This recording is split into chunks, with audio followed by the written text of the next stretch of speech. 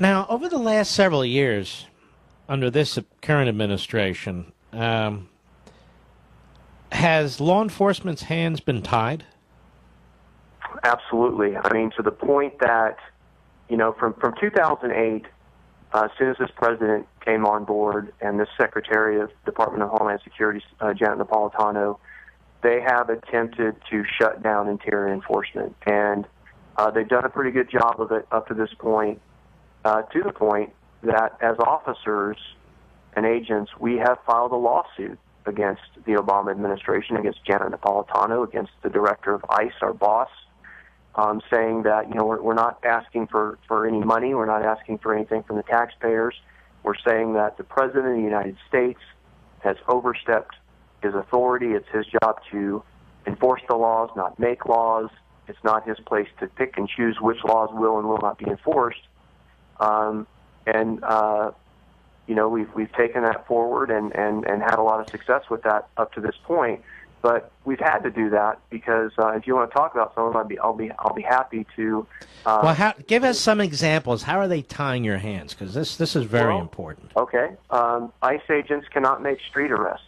We are not allowed to go out. We have the authority to, from the laws enacted by Congress, but we cannot go out if we see a person that we suspect to be an illegal alien.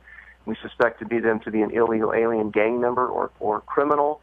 We cannot make an arrest. We are under orders to wait until they commit a crime, that they're arrested by another law enforcement agency, say local police, booked into a jail, and then once they go into a jail or once they go into a prison, then an immigration agent can go and talk to them.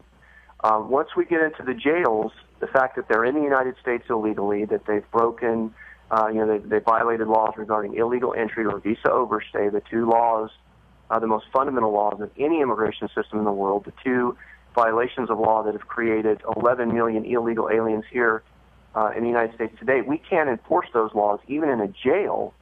We have to make sure that they've been convicted of 3 or more criminal offenses before we can even try to place them in deportation proceedings.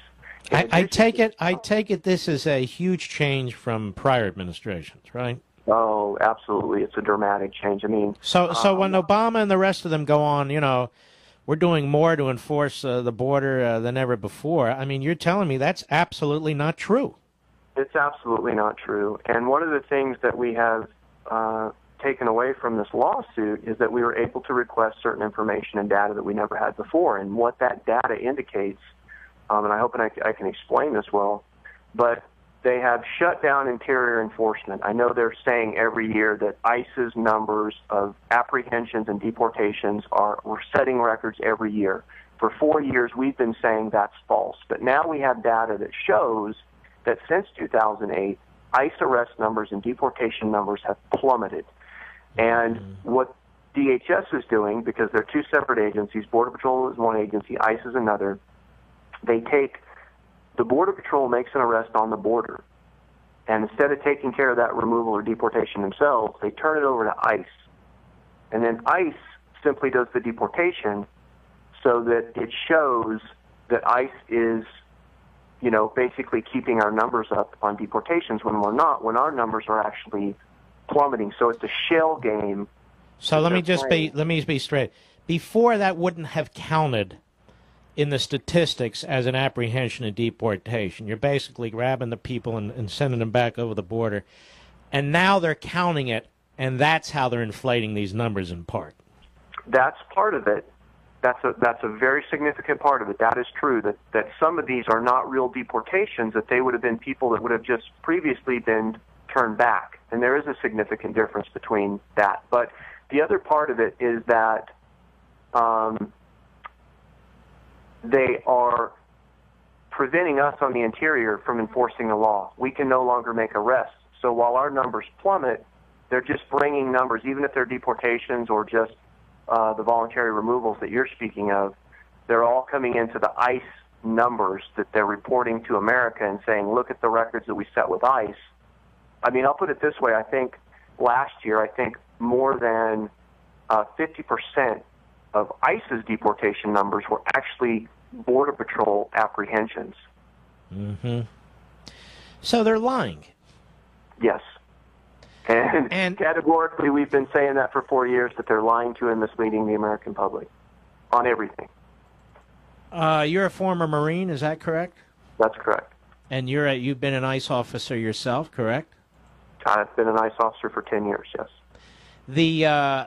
Are you finding that that the deceit going on here is now bipartisan? Both parties in Washington, in many respects, are doing this? You know, I really don't know the answer to that. I know that I've been up on the Hill and testified before Congress, I think, about 6 times now.